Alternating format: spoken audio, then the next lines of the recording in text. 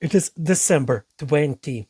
Let me tell you the promised story about the Kyrgyz president and the stoned frog. It happened in 2010. That year, in April, there was a revolution in Kyrgyzstan.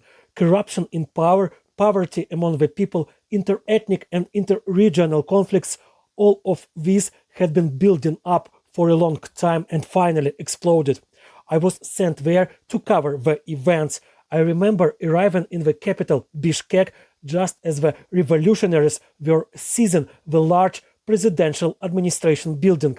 The staff had set fire to a pile of documents in the basement, and the tons of burning paper filled everything with smoke. The then president fled quickly to his homeland in southern Kyrgyzstan. Kyrgyzstan is divided in half by the Tian Shan mountain range. People from the south often don't get along well with those from the north and vice versa. The geography kept them separated, and politicians often exploited this division for their own benefit, putting people from different regions against each other.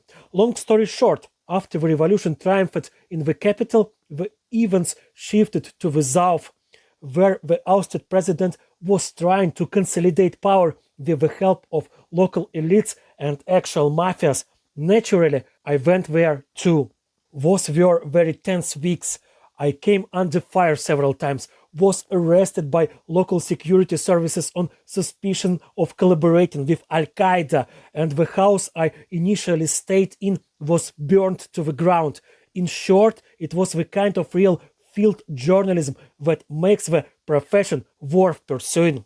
While I was running around the south, the new interim government was established in the capital.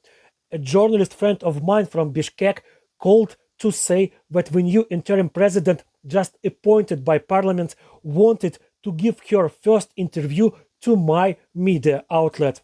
At the time, I worked for an outlet highly respected in Central Asia. I found a driver willing to take me to Bishkek, and off we went. The president office agreed the interview would be the next day. That gave me time to recover a bit, wash my clothes, and prepare questions. But just as I checked into my hotel, I still remember its name, Dastuk, which means friendship in Kyrgyz. They called me to say plans had changed. Madam President Rosa Tunbayeva expected me in an hour. The hotel was 40-minute walk from the interview location, leaving me almost no time. After several weeks in the field, I had no clean clothes left. Well, almost none. The only clean item was a t-shirt I'd randomly packed. Someone had given it to me as a gift. I'd never have bought it myself. It featured the word Amsterdam and stoned frog holding a joint. With no other options, I put it on. I thought I might buy something more appropriate on the way, but every shop was either looted or boarded up. So I arrived at the president's office wearing the frog t-shirt and dusty cargo pants.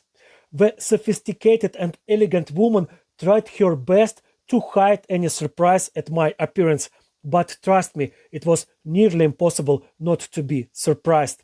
So I laid my cards on the table immediately, explaining that I had just arrived from the south an hour earlier after spending a lot of time observing events that nearly turned into a civil war.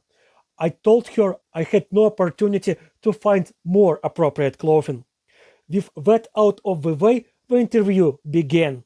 But for the first hour, it was not me asking the questions. Instead, Madam President was asking me about what had been happening in the south. By then, the stoned frog did not bother her anymore.